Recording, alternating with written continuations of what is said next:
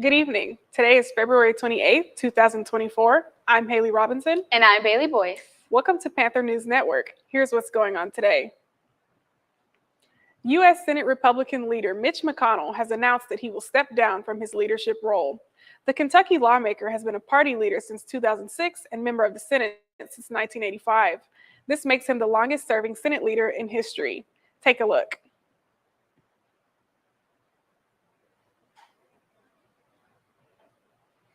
So I stand before you today, Mr. President, and my colleagues, to say this will be my last term as Republican leader of the Senate.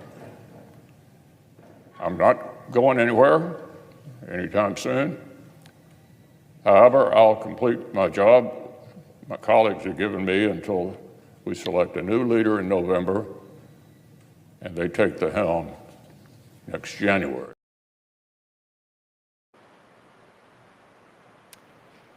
Though he is stepping down from his position as party leader, McConnell intends to complete his term, which ends in January of 2027.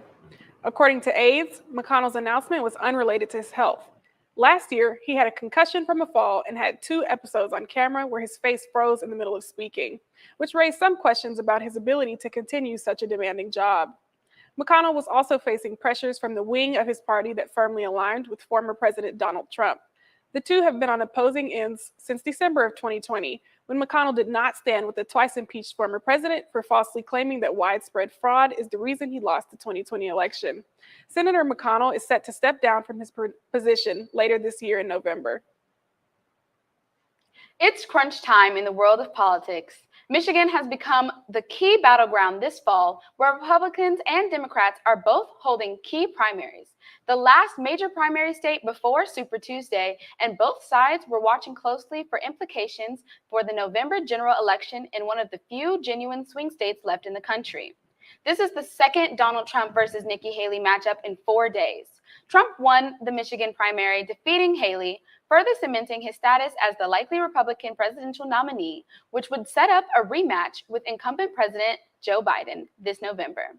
President Biden also won his primary. However, Tuesday's results showed that both candidates have causes for concern in their bid to win the swing state in November. Because voters in Michigan are allowed to vote uncommitted, many activists with roots in the state's sizable Arab and Muslim communities are pushing Michiganders to vote uncommitted as a way to protest the president's handling of the Israel-Hamas war.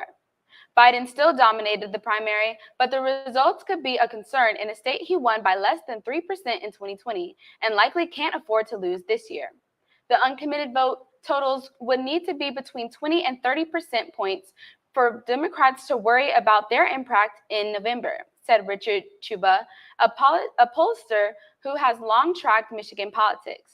Despite Trump's clear victory in Michigan, Haley saw significant support from the swing state's Republicans.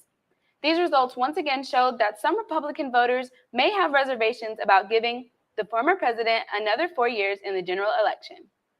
Trump has dominated the primaries with help from his base, but his strength among general election voters remains unclear.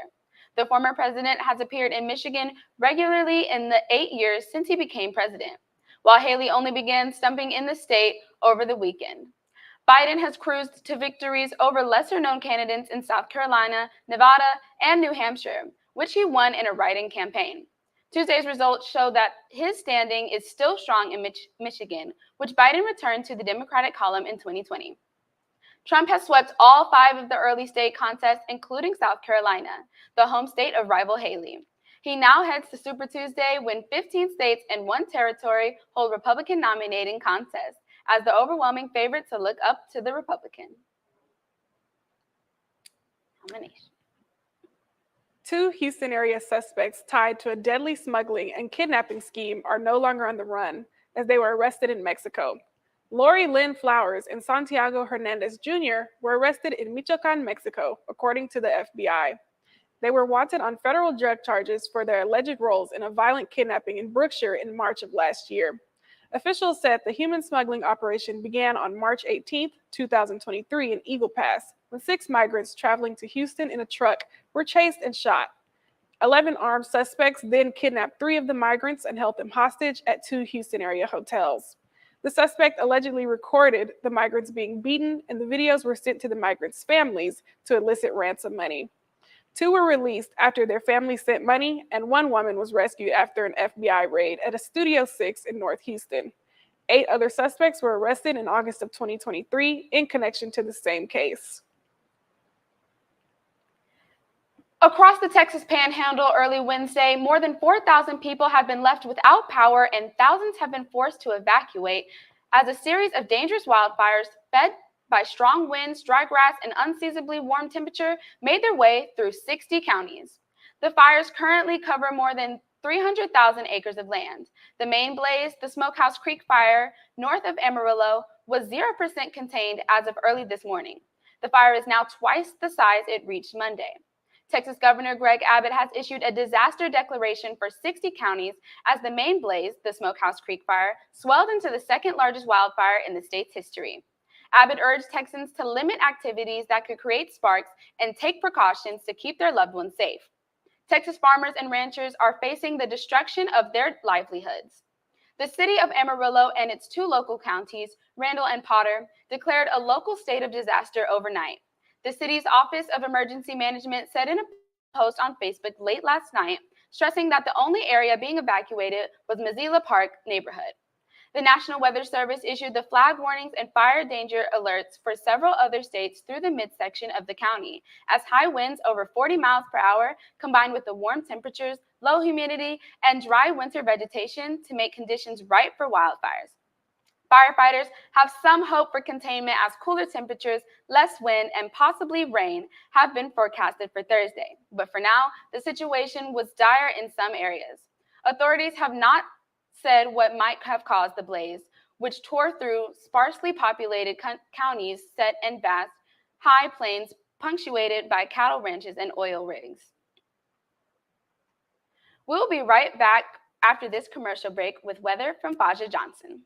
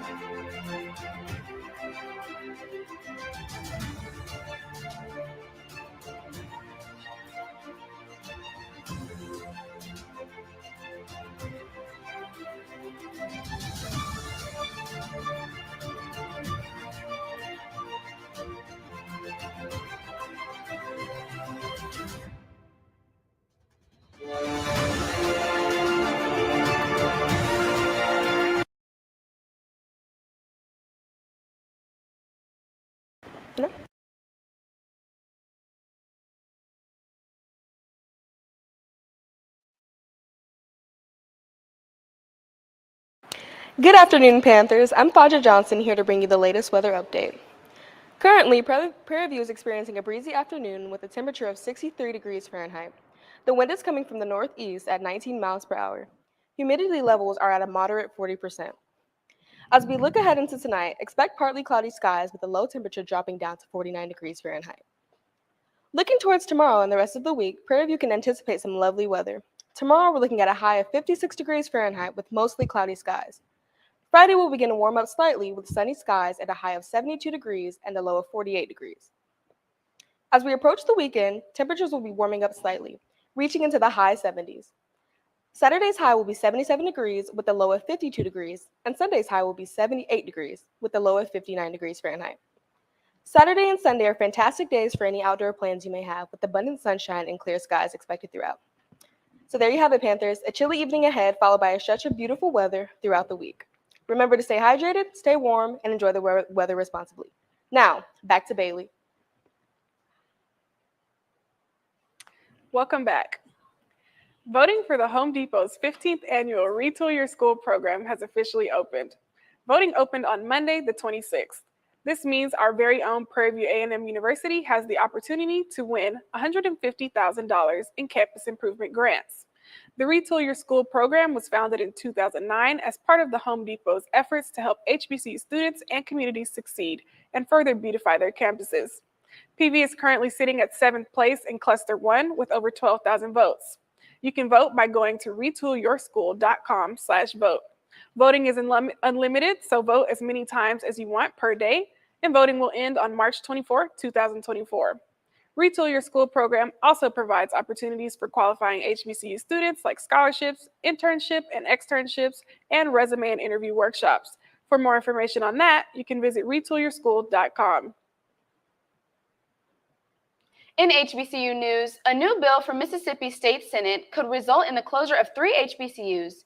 Senate Bill 2726, introduced by Republican State Senator John Polk, would require the state institutions of higher learning to shut down 3 of the public universities in the state by June of 2028. If signed into law, according to the proposal, the Board of Trustees of State Institutions of Higher Learning would have to select 3 schools for closure by June 2025. Out of the 8 existing universities in Mississippi that are targeted on the list to close, 3 of them are HBCUs: Jackson State, Alcorn State, and Mississippi Valley State University.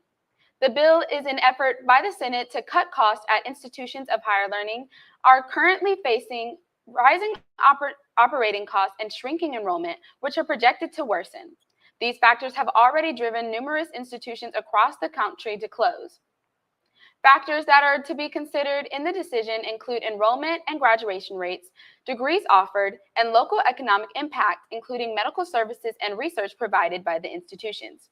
If passed, it could have a significant impact on the overall landscape of higher education in the state.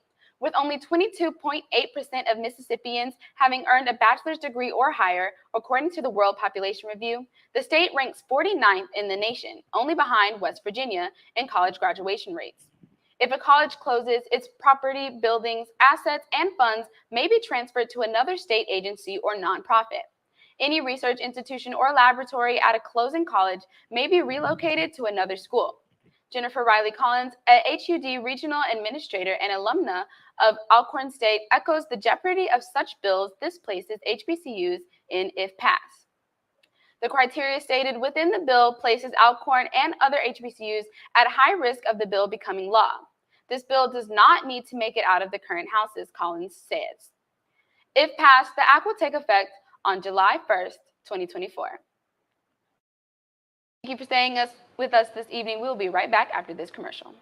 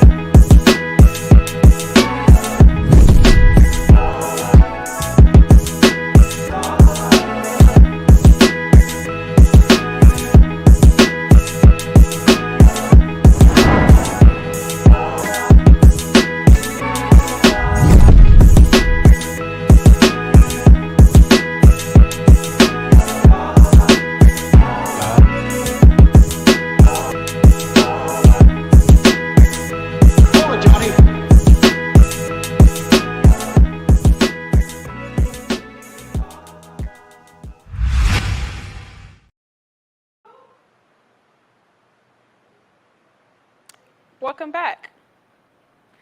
2 men have been found guilty of murder in the killing of Run DMC's Jam Master Jay nearly 22 years after his untimely death.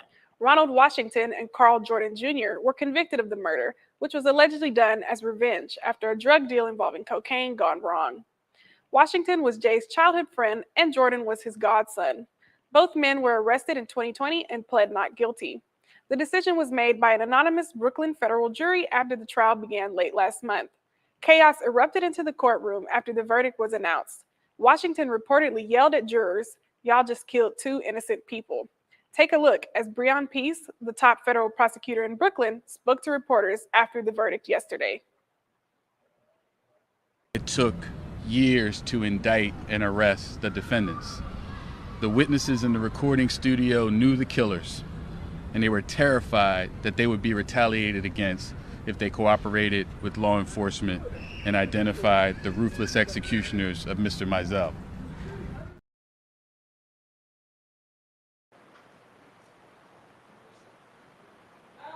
The artist, born Jason Mizell, was a pioneering DJ for Run DMC, and he helped hip-hop break into the mainstream in the 1980s with hits like It's Tricky and his spin on Aerosmith's Walk This Way. Relatives of Mizell welcomed the verdict and mourned the fact that his mother was not alive to see it. The internet's current obsession, Teresa Johnson, known as Risa Tessa on TikTok, the creator of the 50-part TikTok series, Who Did I Marry?, could be facing legal action from her ex-husband, Jerome McCoy, better known as Legion. McCoy told TMZ that everything Johnson said about him in the video was false, claiming that she attempted to reconcile with him and threatened to expose him prior to the filming of the series if he did not comply, adding that the whole situation unfolded as a result of him refusing to rekindle the relationship. Johnson, who purposefully did not use any real names in her series, referred to him as Legion in order to avoid litigation, tells the story of how she met, dated, married, and divorced, in her words, a real pathological liar. The story had listeners across social media in shambles as she outlines the details of their months-long relationship. Days after the story took over social media, McCoy revealed that he is Legion. He claims that her viral story has led to issues in his public relations job at a hospital, leaving comments vague and making it unclear how exactly his work is being affected. He claims the company he works for feels damaged by her storytelling, and if they decide to retaliate in court, McCoy says he is supportive. McCoy told TMZ he met with his attorneys at his job on Monday, February 26. Meanwhile, another alleged ex-wife of Jerome McCoy has also spoken out. In a circulating video, the woman seemingly sides with Johnson's description of McCoy, saying he manipulated and love-bombed her. In the TMZ interview, Jerome didn't speak on his alleged wife's claims above. Teresa Johnson also hasn't addressed him, considering legal action. Still, she did say that his brother, Chris, has been trying to contact her to request some clarifications about her Who Did I Marry series. That concludes our show this evening. Be sure to follow us on Twitter, YouTube, and Facebook. I'm Haley Robinson. And I'm Bailey Boyce. This has been Panther News Network. Thank you for tuning in.